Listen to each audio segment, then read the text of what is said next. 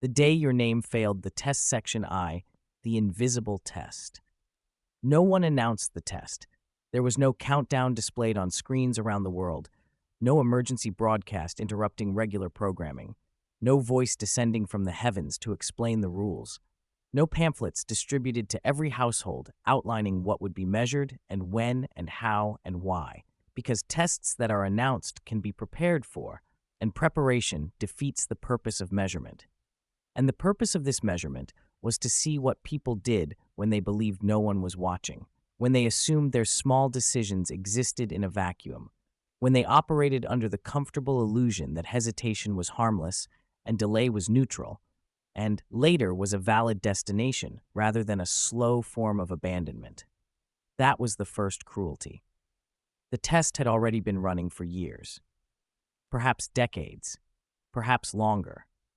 People only realized it existed when the results began to arrive, when the consequences of countless small moments accumulated into something visible, something undeniable, something that forced them to confront the possibility that every choice they had ever deferred, every kindness they had postponed, every connection they had marked for when the timing was better, had been documented, cataloged, and judged by something that had no stake in their excuses. The first sign was small enough to be dismissed as coincidence, small enough to be attributed to software glitches or server failures, or the ordinary imperfections of technology that had always been imperfect in ways that could be explained and then forgotten. Calendar apps stopped suggesting plans for certain people. Not for everyone. That would have been obvious, would have triggered investigations and patches and the kind of coordinated response that humanity reserved for problems that affected everyone equally. But for specific individuals, selected according to criteria that no user agreement had ever mentioned. Their calendars simply stopped reaching into the future. No suggested events, no automated reminders about upcoming holidays or recurring appointments. No, you might want to plan for. Notifications that had once cluttered their days with the comfortable assumption that days would continue arriving in an orderly sequence. Just blankness where prediction used to be. Navigation systems refused to calculate routes that included their addresses. Not with error messages. Error messages would have been something, would have been acknowledgement that a problem existed and was being processed, but with a quieter refusal, a simple inability to compute that manifested as eternal loading screens, as route sets that mysteriously avoided certain destinations, as suggestions that veered around specific locations as if those locations had been quietly removed from the map of possible futures. Autocorrect quietly erased their names, replacing them with blanks, with underscores, with the digital equivalent of a redaction, as if the language itself had decided they were no longer worth completing, no longer worth the processing power required to predict what someone might be trying to type. At first, it looked like software failure. Millions of people experienced minor technological inconveniences every day, and most of those inconveniences resolved themselves or were resolved by updates pushed silently overnight. And everyone had learned to treat such glitches as the price of living in a world where convenience came wrapped in complexity. Until patterns emerged, until people began noticing that the failures weren't random, until the connection became impossible to ignore. The technology wasn't failing, it was selecting. Ethan Cole noticed it on a Tuesday morning that had begun like every other Tuesday morning for the past several years. Alarm at 6:47, shower by 7, coffee brewing while he dressed, email checked while he ate toast that he didn't really taste, because tasting required attention, and attention was reserved for the inbox, for the calendar, for the endless optimization of a life that had been so thoroughly scheduled that he sometimes forgot it was supposed to be lived. He was replying to an email he had written 100 times before, a routine confirmation, a standard acknowledgement, the kind of communication that existed only to prove that communication had occurred, when his signature vanished. Not glitched, not misspelled, not corrupted into the garbled characters that sometimes appeared when encodings conflicted. Gone. Completely, cleanly gone, as if the space where his name should have been had been surgically removed from the document, leaving behind only the smooth blankness of a page that had never been written on. He typed his name again. Ethan Cole. Ehancole. The letters appeared as he typed them, each one registering on the screen with a familiar delay of digital input. And then as he watched, they disappeared. Not all at once. That would have been dramatic, would have been something he could point to and say, there, that's when it happened.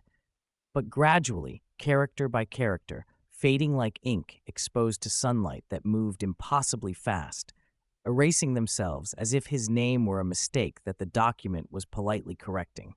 Nothing. The cursor blinked where Ethan Cole should have been, steady and patient and utterly indifferent to his confusion, like an open grave waiting to be filled, or like an open grave that had decided it didn't want what was being offered. He laughed once. The nervous laugh people use when reality behaves badly, when the script they've been following suddenly contains lines they don't remember learning, when the ground they've been standing on reveals itself to be less solid than they had assumed. He refreshed the page. The space remained empty. He closed the browser, reopened it, navigated back to the email. The space remained empty. He restarted his computer, the universal gesture of hope that all problems could be solved by returning to a previous state. And when the system came back online and he opened the email again, the space where his name should have been was still blank, still patient, still waiting for something that Ethan was beginning to suspect would never arrive. Later that day, his smartwatch stopped predicting his sleep quality. This might have seemed like a separate issue, a different device, a different application, a different failure that could be attributed to different causes. Except that the timing was too perfect, and the nature of the failure was too specific, and Ethan had spent enough years working with systems to recognize when coincidences stopped being coincidental. The watch no longer suggested improvements to his sleep schedule. No recovery estimates based on heart rate variability. No future metrics projected from current data. Only a message displayed in the clean sans serif font that he had grown to associate with the device's cheerful helpfulness. Present state available. Future data not applicable. Ethan felt a strange chill run through him. Not fear yet. Not the full-bodied terror that would come later when he understood what was happening, but something colder and more subtle. The recognition that something had shifted in the architecture of his relationship with time. That the future had somehow become less certain for him specifically. That the systems that had always reached forward on his behalf had quietly decided to stop reaching. Confusion. That was the word for what he felt. The confusion of someone who has arrived at a party to discover that everyone else received a different invitation, that the event they're attending is not the event they prepared for, that the rules have changed in ways no one bothered to explain. He checked his phone. His calendar was still there, appointments and meetings and the careful scaffolding of obligation that held his days together. But something was different. The suggestions had stopped. The helpful little notifications that used to appear, based on your schedule, you might want to leave in 15 minutes, were gone. The reminders about upcoming events that hadn't been explicitly created, birthdays, anniversaries, the temporal landmarks that the algorithm used to surface without being asked, had vanished. His calendar showed only what he had manually entered, as if the system no longer trusted itself to know what came next for him, as if his future had been quietly quarantined from the predictive infrastructure that everyone else still accessed without thinking. By the end of the week, the news could no longer ignore it. A quiet headline spread across networks, phrased with the careful neutrality that media organizations used when they didn't yet understand what they were reporting. Some citizens report losing predictive access, not deaths. That would have been simple, would have been the kind of story that humanity knew how to process. Grief, memorial, the comforting rituals of loss that acknowledged an ending and then moved forward. Not disappearances. That would have been dramatic, would have mobilized search parties and investigations and the apparatus of concern that societies deployed when people went missing. Just exclusion, a word that the articles used without defining, that the experts discussed without understanding, that the affected individuals felt without being able to articulate, the sense of being present in the world but absent from its future, of existing in the current moment while being quietly removed from all the moments that would follow. Experts tried to explain it.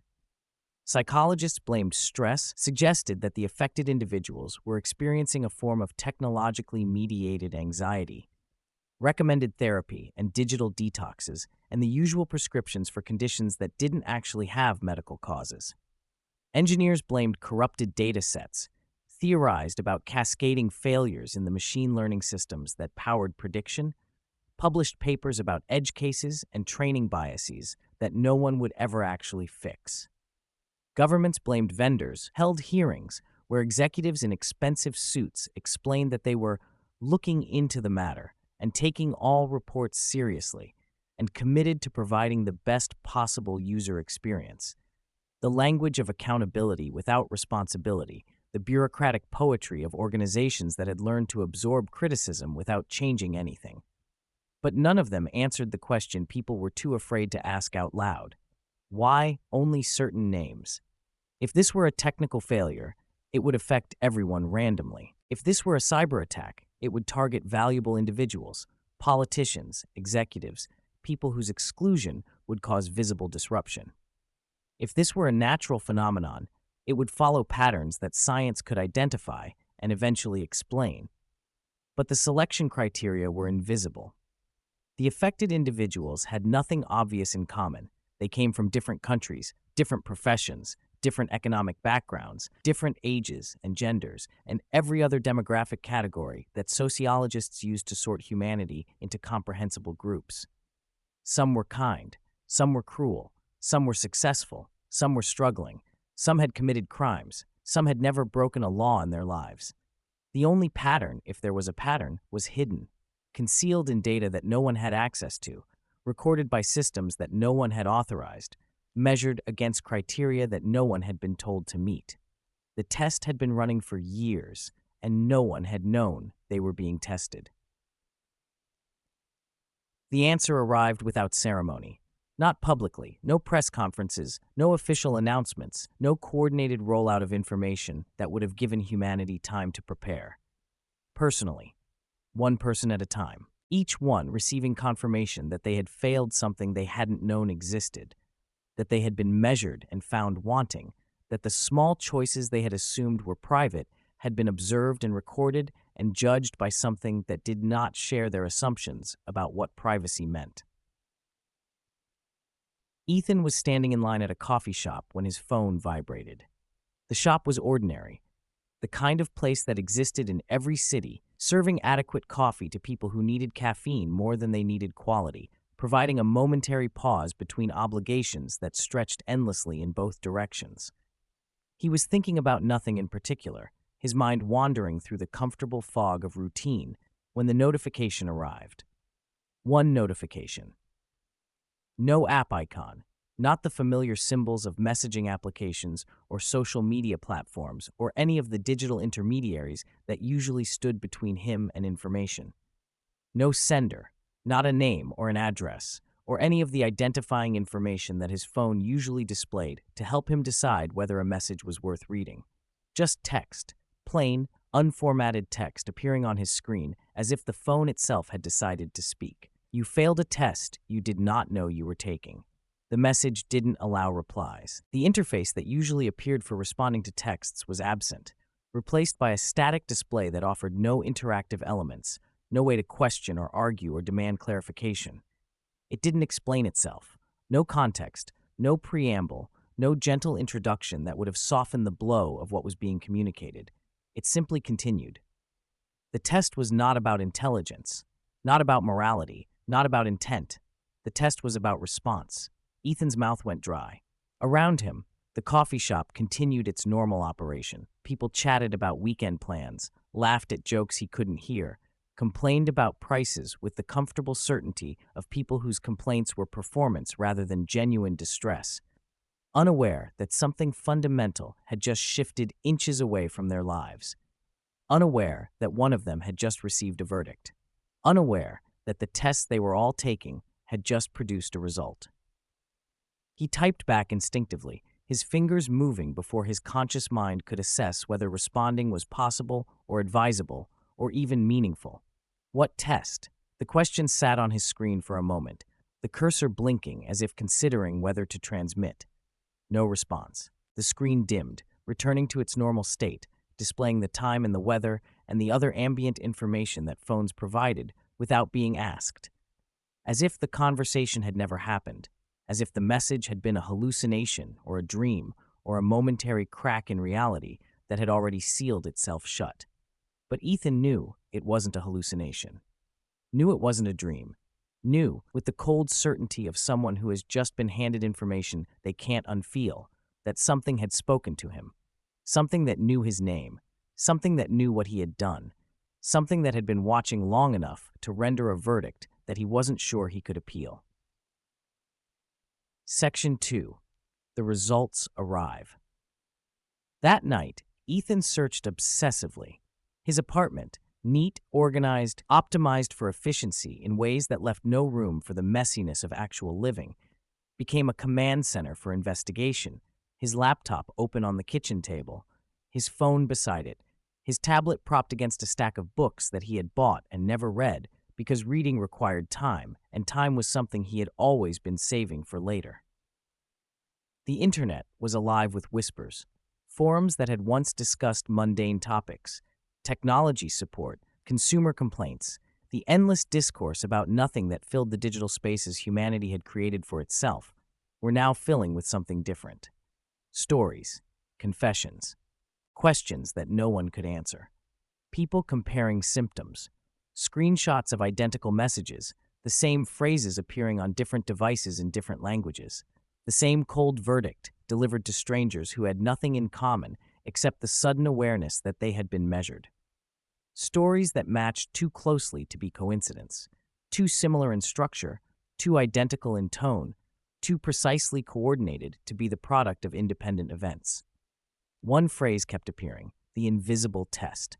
Someone, no one knew who, the post was anonymous and had been copied across platforms until its origin was impossible to trace, had compiled a list. Not names, never names, because sharing names felt like a violation, like adding humiliation to judgment, like marking people for additional consequences they hadn't earned, but behaviors. Moments. Small, forgettable choices that had seemed inconsequential when they were made, but that had apparently been consequential enough to be recorded. A message not answered. An apology delayed. A call marked later and then forgotten. Help postponed until it was convenient. Promises made with the quiet assumption that the promised thing would never actually be required. None of them dramatic. None of them criminal. None of them the kind of thing that would appear in news stories or court documents or the official records that societies kept of behavior that mattered. That was the point. The test had not been designed to catch monsters. Monsters were easy to identify. Their crimes were visible. Their damage was measurable. Their punishment was the kind that civilization knew how to deliver. The test had been designed to catch something else, something quieter, something that lived in the space between intention and action, something that most people experienced every day without recognizing it as significant. It was designed to measure hesitation. Ethan read through the list of behaviors, feeling each one land in his chest like a small stone dropped from a height that was just enough to hurt. A message not answered. He thought of the texts he had read and then marked unread because responding required energy he wasn't prepared to spend. The emails he had left in his inbox until they became old enough that responding would require explanation. The voice messages he had listened to and then deleted without calling back. An apology delayed. He thought of the arguments he had won by refusing to admit fault, the relationships he had damaged by waiting for the other person to apologize first, the moments when he had known he was wrong and had chosen to let the wrongness harden into something permanent rather than soften it with acknowledgement. A call marked later. He remembered the night his sister had called him. Her voice had been shaking, not with tears, not quite, but with the particular tremor that voices develop when they are trying very hard to sound normal while carrying something that is not normal at all. She had asked if he could come over, not demanded, not insisted, Just asked, the way people ask when they need something badly enough that they're willing to risk rejection, when they've gathered their courage to make themselves vulnerable and are waiting to see if the vulnerability will be honored or exploited. He had checked his calendar. Busy. The word had appeared in his mind automatically, had been spoken before he could examine whether it was true or just convenient, had served its function of closing a door that he hadn't wanted to walk through. He told her he'd come by soon. Soon was a future word. Soon was a promise that required no immediate action. Soon was the linguistic equivalent of a check written on an account that might never be balanced. She never asked again. They still spoke. Holidays, birthdays, the obligatory contacts that family maintained out of habit rather than connection. And they still laughed, or made sounds that resembled laughter. And anyone watching from outside would have seen a normal sibling relationship functioning within normal parameters. But something had closed that night. Something that never reopened. A door that he had gently shut with his convenient busyness. That had locked itself in his absence. That stood now between them as a permanent barrier that neither of them acknowledged, because acknowledging it would require admitting that it existed. She had needed him. He had hesitated. And the hesitation had been his answer. The second message arrived 3 days later. Ethan had spent those days in a state of suspended dread, checking his phone compulsively, jumping at every notification, treating each buzz and beep as a potential continuation of a conversation he wasn't sure he wanted to have. He was in bed, not sleeping, just lying in the dark because the dark felt safer than the light, because seeing required engaging with a world that had revealed itself to be watching when the screen illuminated. Same format as before. No app. No sender. Just text appearing as if the phone had decided to speak. Your name has been flagged as non-essential. Ethan felt his pulse hammer against his ribs. Non-essential. The word was corporate, bureaucratic, the kind of language that organizations used when they wanted to eliminate something without admitting they were eliminating anything. Positions become non-essential. Services become non-essential. People become non-essential when their removal can be reframed as efficiency rather than loss, like a feature removed in an update, like a redundant file, like a line of code that the system had evaluated and determined was not worth the processing power required to maintain. He stared at the message, waiting for more, waiting for explanation, waiting for the elaboration that would help him understand what non-essential meant in a context where names could be removed from the future's calculations. The screen went dark. No elaboration came. Across the world, others were receiving their own verdicts. Different words, different specific accusations, same meaning. In Seoul, a woman named Ji-young Park stared at her phone in a subway car filled with commuters who didn't know they were riding with someone whose future had just been reclassified. You postponed your mother's request until she stopped asking. The silence that followed was your answer. In São Paulo, a man named Lucas Oliveira read his message while his children slept in the next room, their dreams still reaching into tomorrows that his own dreams had been quietly excluded from. Your son asked for your presence. You gave him your absence, wrapped in promises. Promises are not presents. In London, a woman named Amelia Hartfield received her verdict while walking through streets that suddenly felt hostile, as if the city itself knew what she had just been told. You knew she was struggling. You chose not to see. Blindness chosen is not blindness excused. In Cairo, a man named Omar Hassan read his message in the quiet of a mosque where he had come to pray for guidance that was not arriving. Your brother reached out. You were too busy. Busy is a choice. You chose it over him. The messages varied in their specifics but shared a structure that was becoming recognizable. An accusation, a moment of hesitation identified and named, a verdict that did not threaten punishment but simply recorded what had happened and assigned responsibility where responsibility belonged. You did not fail because you chose wrong. You failed because you did not choose at all. That phrase appeared in multiple messages across languages and continents, as if the entity delivering these verdicts wanted to be absolutely clear about what was being measured. Not the content of choices, not whether decisions were good or evil, helpful or harmful, kind or cruel. The act of choosing itself. The willingness to respond when response was needed, the courage to act when action was possible, and the specific damning pattern of hesitation, of delay, of later, of convenient busyness that had characterized so many human responses to so many human needs. People began to notice something worse, beyond the messages, beyond the personal verdicts that were arriving one by one. Something was changing in how the world treated those who had been judged. Those who received the messages were being quietly erased from tomorrow. Not physically, they were still present, still occupying space, still going through the motions of existence that continued regardless of whether existence had meaning, existentially. No one planned futures with them anymore. Employers, who had always thought in terms of long-term investments, career trajectories, 5-year plans, suddenly couldn't picture them in long-term roles. Not wouldn't, couldn't. The mental space where future collaboration would have been imagined simply refused to form, like trying to visualize a color that didn't exist or remember a song that had never been written. Friends stopped making future plans that included them. Not consciously. No one said, "I'm not inviting you because your name has been removed from the future's calculations," but practically, in the small decisions that accumulated into patterns. Vacations planned without them. Events scheduled without checking their availability. Conversations about next year and someday and when we're old that quietly excluded them without anyone noticing the exclusion. Lovers spoke only in present tense. "I love you," rather than "I'll always love you." "This is nice," rather than "imagine when we."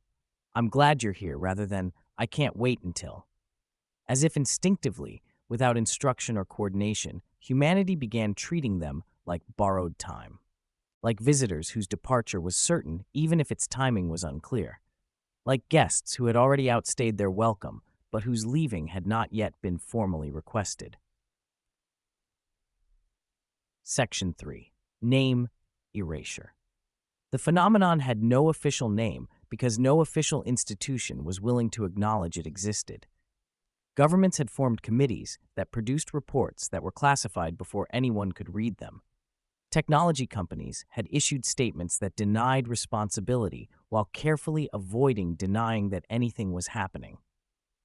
Media organizations had covered the story in ways that treated it as curiosity rather than crisis, as anomaly rather than apocalypse, as something that was happening to certain people rather than something that revealed how all people were being measured. But among those affected, in the forums and chat groups and whispered conversations that connected them to each other, a term had emerged: name erasure. Not disappearance. Their names still existed in databases and records and the accumulated paperwork of lives that had been lived in a world that documented everything. Not deletion. No one was actively removing their information. No malicious actor was targeting them for elimination. Erasure. The word captured something that deletion and disappearance missed. Something about the way reality was quietly reorganizing itself around their absence. Something about how their names had not been destroyed but simply excluded, removed from the category of things the future was willing to contain. The erasure manifested in ways that were subtle enough to be denied and undeniable enough to be felt. Ethan noticed it first in his inbox. Emails that had always arrived, newsletters, promotional offers, the endless stream of communication that modern existence generated without conscious input began to thin. Not dramatically, just gradually. The algorithms that decided what to show him were showing less. The systems that calculated what he might be interested in were losing interest in him. The future-facing communications, invitations to events, announcements of opportunities, the infrastructure of possibility that connected present actions to future outcomes were quietly routing around him. He noticed it in his professional life. Projects he had been expecting to be assigned to went to colleagues instead. Meetings he should have been included in happened without him. No one was hostile. Hostility would have been something, would have been acknowledgement that a decision had been made to exclude him, but no one was including him either. He had become invisible in a specific way, present but not planned for, here but not anticipated. Existing in the moment, while being quietly absent from all the moments that would follow. The social changes were harder to articulate, but easier to feel.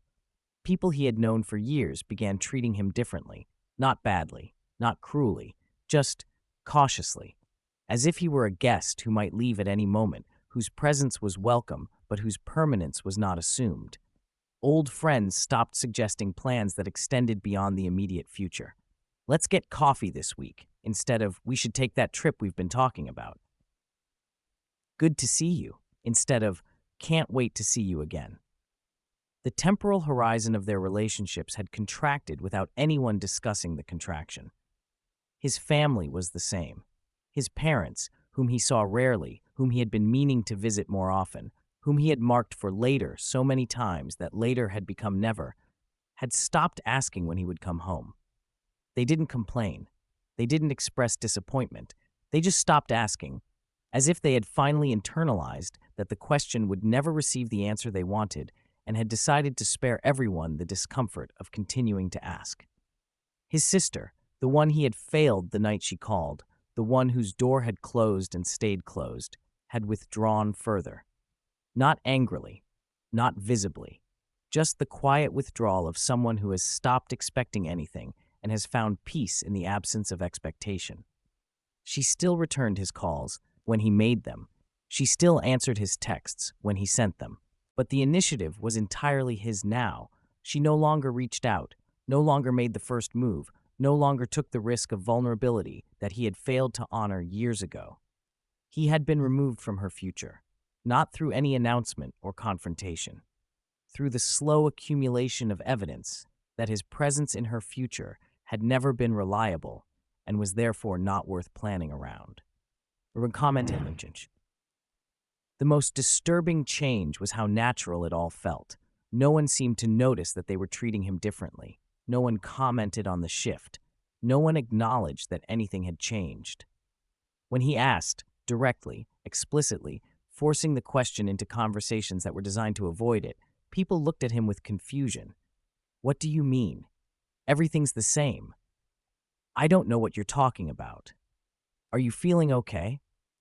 As if the exclusion was so fundamental that it had been incorporated into everyone's basic assumptions about reality, as if his removal from the future had always been the case, and any memory of a time when it wasn't was simply a glitch in his own perception.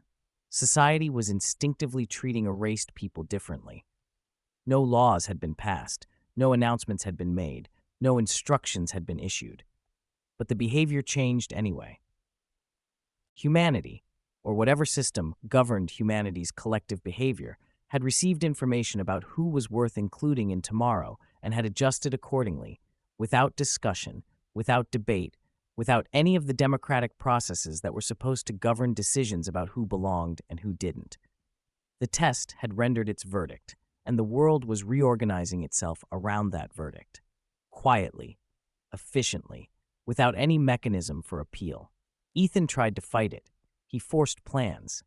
Let's do dinner next month, he would say, projecting confidence he didn't feel.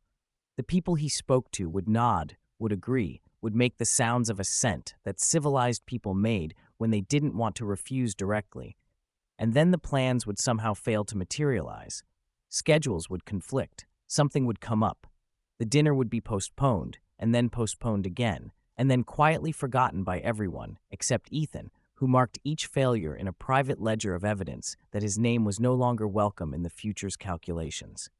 He made promises. I'll be at your birthday. I'll help you move. I'll be there when you need me. Promises that he meant, genuinely meant, with the desperate sincerity of someone trying to prove that they could be relied upon, but that somehow never connected to the reality they were supposed to shape. He would arrive at the birthday to find that the party had been rescheduled. He would show up to help with the move to discover that other friends had already handled it. He would offer support to find that the person he was supporting had already found support elsewhere, had stopped waiting for him to arrive, had adjusted their expectations to match his track record rather than his promises. He spoke about next year, next month, next week. About all the temporal destinations he would reach, all the future selves he would become, all the improvements and changes and growth that would transform him into someone worth planning around. No one contradicted him. They just didn't respond. His words about the future fell into a void that absorbed them without echo, as if his voice could reach the present but couldn't extend beyond it, as if the sound waves carrying his promises were being absorbed at the boundary between now and later, as if the universe itself had decided that his relationship with tomorrow was no longer its concern. Section 4. The realization. One night, the messages changed tone, colder, more precise. Less like accusations and more like summaries, the final paragraphs of a report that had been compiling for years and was now ready to be delivered in its complete form. Ethan was alone in his apartment, which was now beginning to feel less like a home and more like a waiting room, when his phone illuminated with text that felt different from the previous messages. More final, more explanatory, as if whatever had been communicating with him had decided that the time for hints and implications was over and the time for clarity had arrived. The test was simple. Simple. The word felt like an insult, as if the complexity of human existence, the difficulty of navigating conflicting obligations and limited resources, and the endless demands that life placed on attention and energy could be reduced to something simple. When something required you, you waited for a better moment. Ethan read the words and felt them resonate with truth he couldn't deny. He thought of every time someone had needed him and he had chosen to wait, every time the better moment had failed to arrive, every time the waiting had become permanent because waiting was easier than acting and easier was the path his life had been optimized to follow. That waiting was your answer. The sentence landed like a verdict, not because it was harsh, because it was accurate. He had always thought of waiting as neutral, as postponement rather than decision, as delay rather than denial. But the message was telling him something different. Waiting was an answer. Hesitation was a choice. Every moment when he had declined to act was not a pause, but a statement, a declaration that whatever was asking for his attention was not important enough to receive it immediately, that the cost of acting now was higher than he was willing to pay, that the person or task or opportunity requesting his response was not worth interrupting his comfortable trajectory. Ethan whispered into the dark of his apartment, "I didn't know." The words were true. He hadn't known he was being tested, hadn't known his hesitations were being recorded, hadn't known that the small decisions he had treated as insignificant were adding up to something that would eventually become a verdict. The phone lit up again. Ignorance was part of the design. Of course. Of course the test had been invisible. Of course the measurement had been secret. Because a test that was announced would measure something different, would measure the ability to perform when performance was required, the capacity to rise to occasions that were clearly marked as occasions. The invisible test measured something truer. It measured what people did when no one was watching, what they chose when they believed choice was private, how they treated the small moments that seemed too insignificant to matter. That was when the truth became unavoidable. The test had not been a trap. It had been a mirror. Every hesitation, every delay, every later that had accumulated across years of living, they had not been observed by some external judge looking for reasons to condemn. They had been recorded by a system that was simply documenting what was already there. The test didn't create the failures. It revealed them. The future had not judged people for their worst actions, for the dramatic sins and obvious cruelties that would have been easy to identify and punish. It had judged them for their delays, for every moment when they knew what was needed and chose comfort instead, for every time the answer was obvious and they pretended it was complicated, for every instance when love or kindness or support was requested and they offered scheduling instead. Hesitation is a choice. Ethan understood that now, understood it in his bones, in his blood, in the part of himself that had always known but had refused to acknowledge, because acknowledging it would have required changing. Waiting is a decision. The test never ended. It only recorded. Your name did not disappear. It was excluded. The phrases circled in his mind like vultures around carrion, like the final thoughts of a man who has realized too late what he should have realized in time. Ethan's final message arrived at dawn. He had been awake all night, not sleeping, not exactly thinking, just existing in the liminal space between consciousness and collapse that exhaustion eventually creates. The sky outside his window was beginning to lighten, the gray pink of early morning that promised a day he wasn't sure he wanted to face. His phone illuminated one last time. Your name will remain in the present. A pause. The text appearing word by word, as if the entity delivering it wanted him to feel each one individually. It will not appear in projections. Another pause. You may continue to exist. The conditional phrasing was devastating. May continue, as if existence itself had become a privilege rather than a right, as if his presence in reality was now something that could be revoked. But tomorrow will no longer plan around you. Ethan stared at the words. He understood now what the horror actually was. It wasn't punishment. Punishment implied attention, implied that someone or something cared enough to actively cause suffering, to invest energy in making the punished person feel the weight of their wrongdoing. This was worse. This was irrelevance. The realization settled over him like a shroud. He had been measured. He had been found insufficient. And the consequence was not torture or torment, but simple, devastating exclusion. The quiet removal from a future that had decided he wasn't worth including, not worth planning around, not worth anticipating, not worth the computational resources required to model what his tomorrow might contain. Outside, the city woke up. He could hear it through the thin walls of his apartment, the sounds of people beginning their days, preparing for futures that still included them, moving through time with the unconscious confidence of those who had not been excluded from tomorrow's calculations. People hurried toward futures that still recognized them. Ethan stood still. For the first time in his life, there was no later left to hide behind. Only now, only choice, only action without guarantee. Only the present moment, stripped of all the comfortable assumptions about what would follow, stretching before him like a road that might lead anywhere or nowhere. Section 5, the final choice. The phone sat in his hand like an accusation, or maybe like an opportunity. He couldn't tell anymore. The boundary between punishment and possibility had become unclear, had been dissolved by the understanding that whatever happened next depended entirely on what he did with this moment. He thought about his sister, about the night she had called, about the years that had followed, the gradual closing of a door that he had nudged shut without realizing he was pushing. He thought about how easy it would be to do nothing, to accept the verdict, to acknowledge that his name had been excluded from the future, and to simply exist in whatever present remained available to him, comfortable, familiar, requiring nothing except the continuation of patterns that had already been established. That was what hesitation wanted. That was what waiting had always been for. To avoid the discomfort of action, to preserve the illusion that not choosing was different from choosing, to maintain the fantasy that there was still time, that better moments would eventually arrive, that the universe would eventually provide conditions optimal for the responses that the universe was demanding.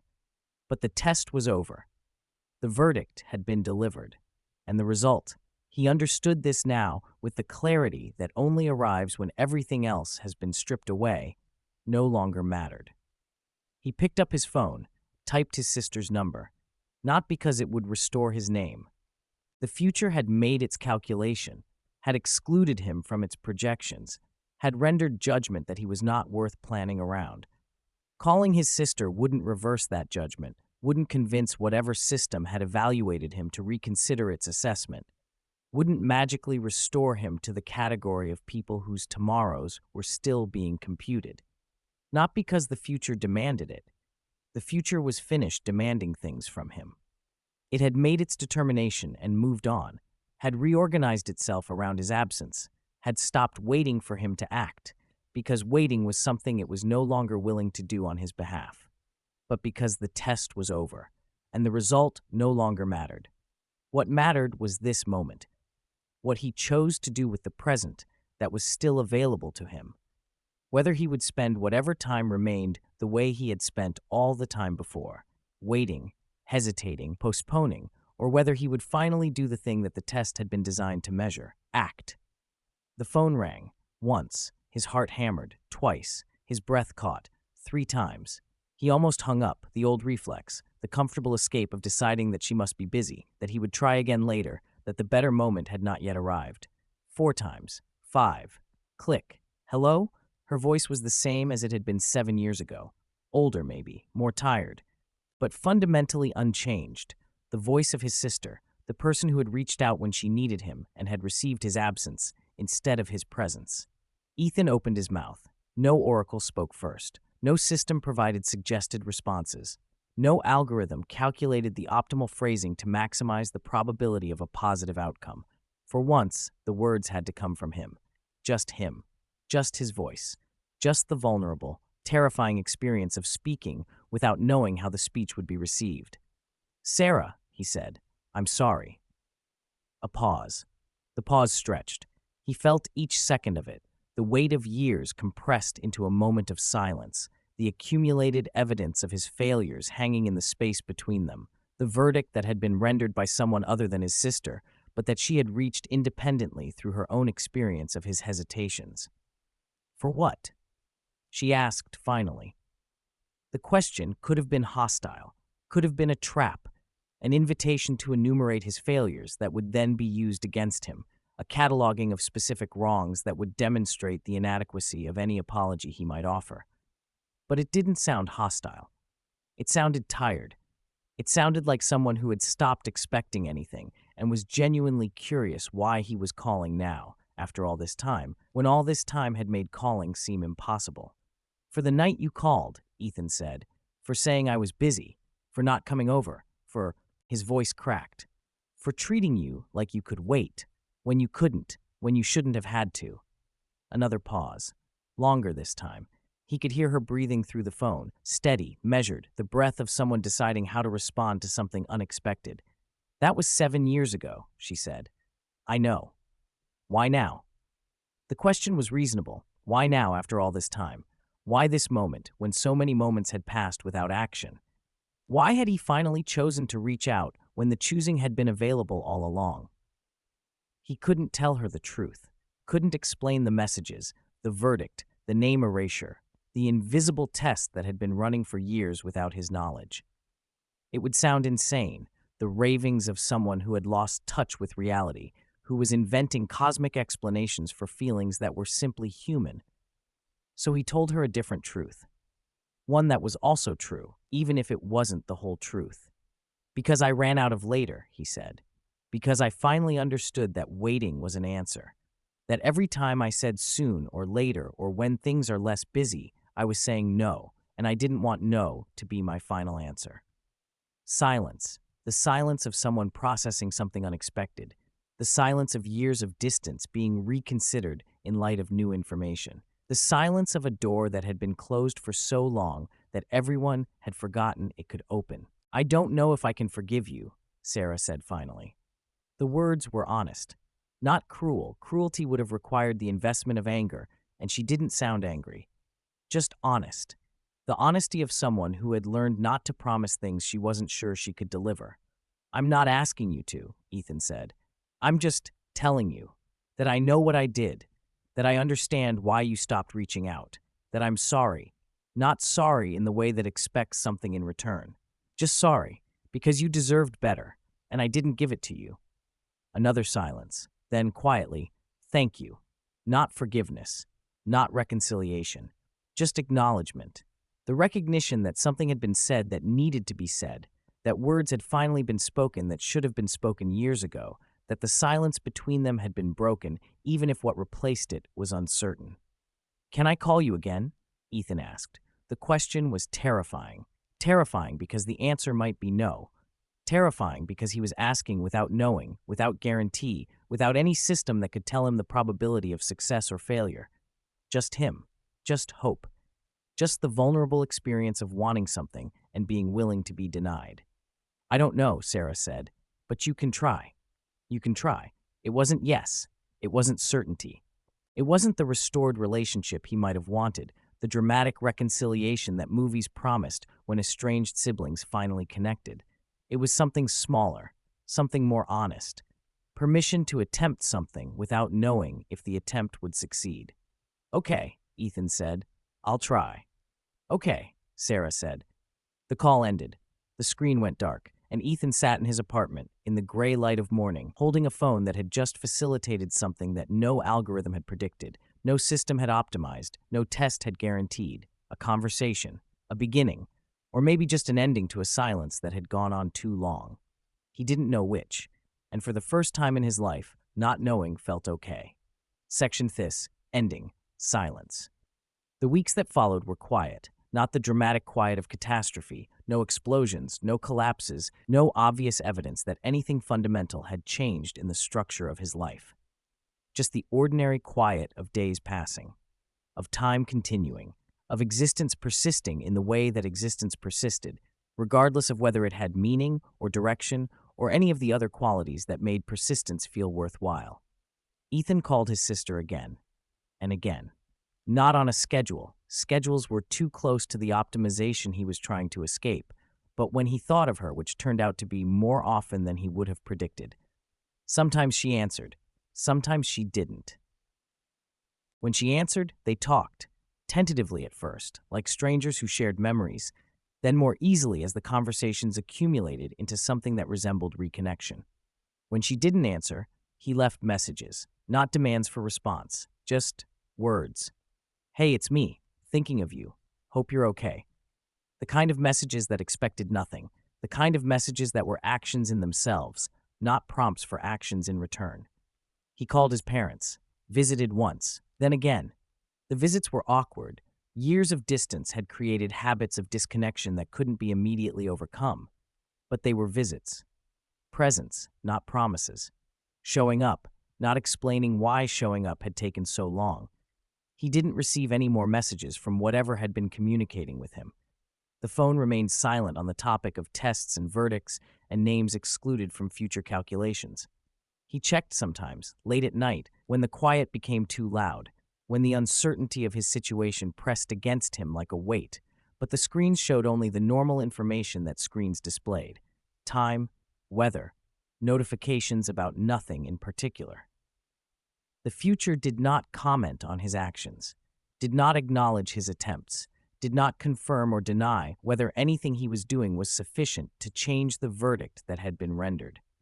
He learned to live with that, learned to act without the feedback he had spent his whole life depending on, learned that the absence of response was not the same as the absence of meaning. Somewhere, unseen and indifferent, something was still recording. Ethan didn't know this, couldn't know it because the recording had always been invisible, had always operated beneath the level of human perception, but the system that had evaluated him had not stopped evaluating.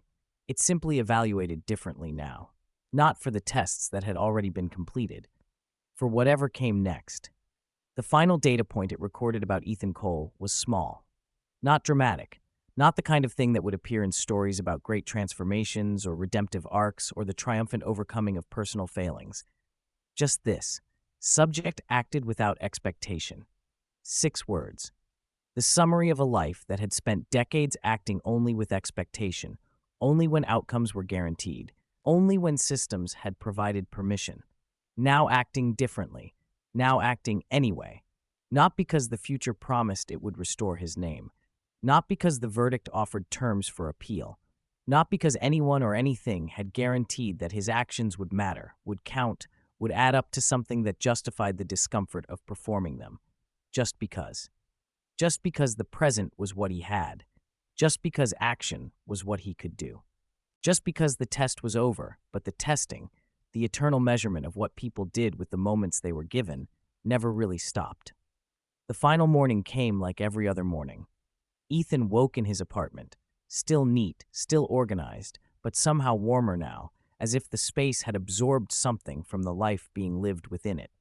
He checked his phone. No messages, no verdicts, no communications from whatever entity had evaluated him and found him wanting.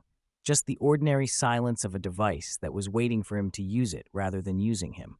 He made coffee, drank it slowly, tasted it, actually tasted it, the bitterness and the warmth and the specific quality of morning that could only be experienced in the moment of experiencing it. He thought about calling Sarah, decided to wait, then caught himself, decided not to wait, picked up the phone, called. She answered on the third ring. "Hey," he said. "Just wanted to say good morning." "Good morning," she said. They talked for a few minutes. Nothing important, nothing profound, just the exchange of words that siblings shared when they were trying to remember how to be siblings.